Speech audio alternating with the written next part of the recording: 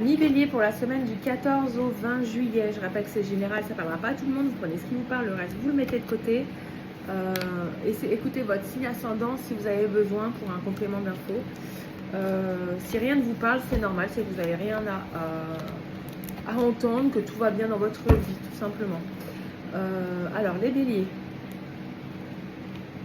Il va falloir manifester les choses autrement. Il y a beaucoup de fausses croyances qui vous empêchent d'avancer. Il va falloir développer votre propre spiritualité parce que j'ai l'impression que vous êtes bloqué à un palier et vous n'arrivez pas à évoluer personnellement. Vous êtes assez rigide, trop introverti ou trop bloqué dans l'émotionnel.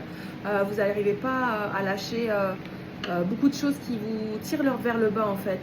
J'ai comme si beaucoup d'inconvénients là. Quelque chose que vous regrettez beaucoup. Il va falloir matérialiser des choses dans la matière. J'ai l'impression que ça ne se passe pas comme vous le voulez. Ouais, vous êtes bloqué ou freiné. Il va falloir travailler sur vous, ça c'est certain, et sur votre émotionnel. On vous parle de lien, c'est peut-être en lien avec les frères et sœurs.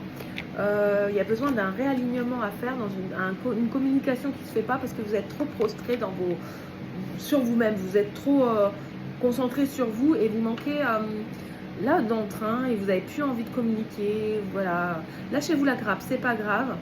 C'est une épreuve que vous vivez difficilement, qui peut vous bloquer. Il y a une pauvreté qui est là. Alors c'est une pauvreté émotionnelle dans les échanges avec des frères et sœurs, ou sinon c'est au niveau matériel, ou c'est quelque chose qui, je vous dis, qui vous bloque, qui vous empêche d'avancer, ou même spirituellement vous n'arrivez pas à franchir le cap et à évoluer dans ce sens-là. Vous êtes dans une lutte ou dans une bataille acharnée et ça n'avance pas. Où il y a certaines personnes qui sont dans une relation qui est très pauvre avec frères et sœurs. C'est des épreuves qui les bloquent beaucoup pour se sentir alignés et alignés avec soi-même. Et j'ai l'impression que des fois, c'est des batailles qui n'ont pas lieu d'être tenues pour certains.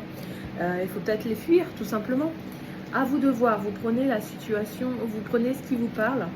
Alors, on parle aussi d'ex-partenaire. Alors, est-ce que dans une autre vie, c'était votre frère et sœur, c'était un partenaire où il n'y avait pas d'amour entre vous et du coup, ça, dans cette vie, c'est karmique et transgénérationnel.